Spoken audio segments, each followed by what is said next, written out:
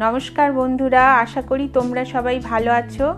आज आमी तोमादेर रान्ना करे देखाबो सुस्वादु चिंगड़ी भापा।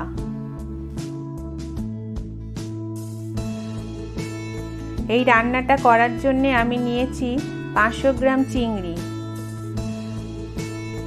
সরষের তেল, গোটা সরষে, কাঁচা লঙ্কা, হলুদ, শুকনো লঙ্কার গুঁড়ো, পোস্ত, নুন আর লেবু।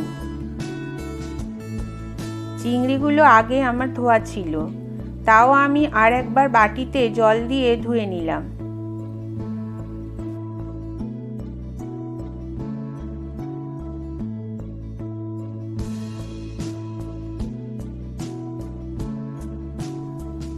চিংড়িগুলোর খোসা ছাড়িয়ে মাথার নোংরা আর পিঠের শিরাটা বাদ দিলাম।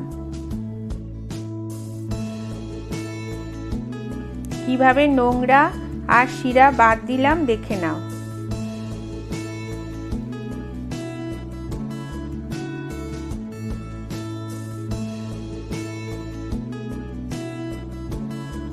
চিংড়িগুলো ম্যারিনেট করার জন্য অর্ধেক লেবুর রস, অল্প পরিমাণ হলুদ আর নুন মাখিয়ে চাপা দিয়ে রেখে দিলাম।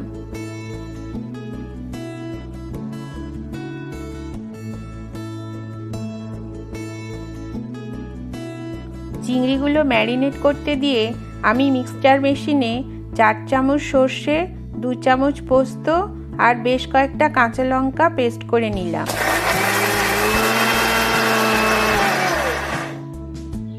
হালকা পেস্ট করার পর অল্প পরিমাণ জল মিশিয়ে মিহি করে পেস্ট করে নিলাম।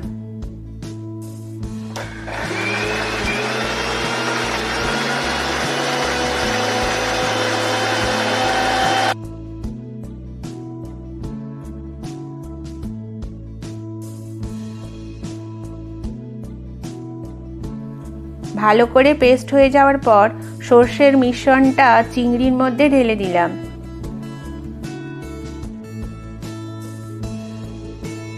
মশলার মধ্যে নুন আর স্বাদ মতো লঙ্কা গুঁড়ো দিলাম। এরপর 10 চামচ তেল দিয়ে ভালো করে চিংড়ির সঙ্গে মাখিয়ে নিলাম।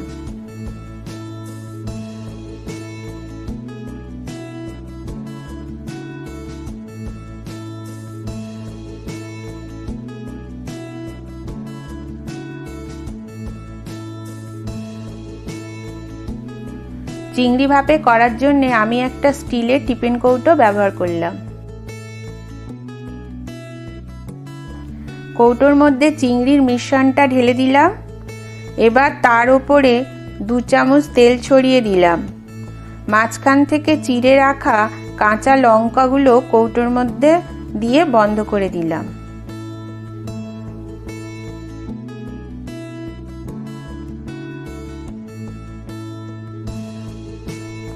একটা কড়াই ওভেনে গরম করতে দিয়ে কৌটো বসিয়ে দিলাম। তারপর কৌটোর অর্ধেক মাপ মতো জল দিয়ে চাপা দিলাম। কৌটোর চাপা যেন টাইট থাকে, তাহলে আর কৌটোর মধ্যে জল ঢুকতে পারবে না। ওভেনের তাপ কমিয়ে রাখতে হবে। 10 মিনিট পর কৌটোর চাপা খুলে চামচ দিয়ে নেড়ে দিতে হবে।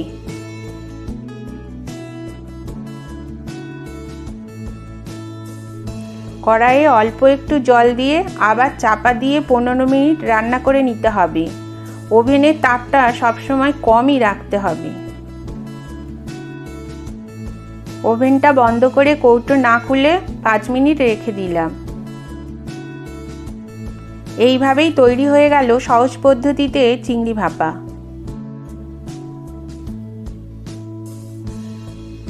এই রেসিপিটা রান্না করে তোমাদের কেমন লাগলো অবশ্যই কমেন্ট বক্সে আমাকে জানিও।